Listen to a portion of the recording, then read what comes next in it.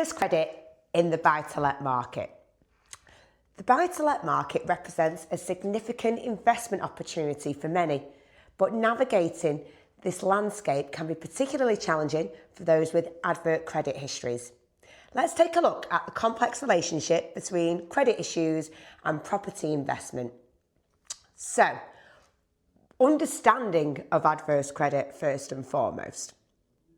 Adverse credit refers to a negative credit history resulting from missed payments, defaults, county court judgments or CCJs, individual voluntary arrangements, IVAs or bankruptcy. These financial difficulties create a lasting record that impacts future borrowing capabilities, particularly in the competitive buy-to-let mortgage market.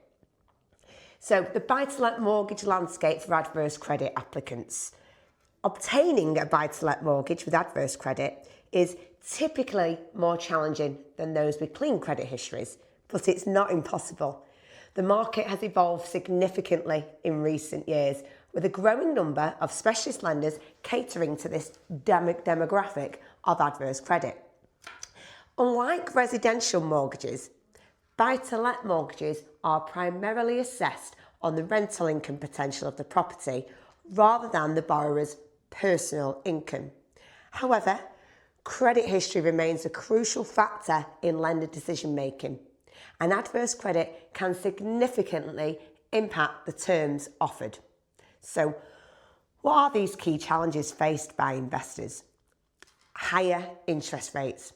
Lenders typically offset the perceived higher risk by charging elevated interest rates, sometimes 1 to 3% higher than standard buy-to-let mortgages. You've also got increased deposit requirements.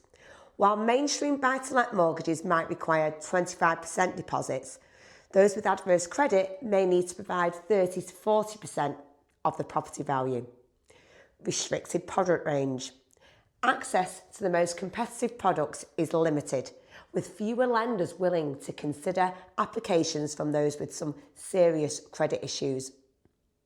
Stricter affordability assessments. So rental income requirements are often higher, with some lenders requiring rental coverage of 145% of the mortgage payment versus the standard 125%. Severity and timing. Here are some critical factors. The impact of adverse credit depends significantly on two factors. The severity. Minor credit issues such as late payments have less impact than more serious problems such as recent bankruptcies or even property repossessions. Timing. Recent adverse credit events cause greater concern for lenders than those that occurred several years ago. Most credit issues begin to have diminished impacts after 3 to 6 years. So the specialist lender landscape. The UK has seen growth in specialist lenders who specifically cater to borrowers with complex financial backgrounds. These lenders include Precise Mortgages, Kensington Mortgages, Feeder Home Loans, Paragon Bank. Also, the mortgage lender are in there. Now, these lenders use manual underwriting as a process rather than automated algorithms, allowing for more flexible assessment of the individual circumstances. Here are some strategic approaches for investors who may have some adverse credit. So your credit repair period.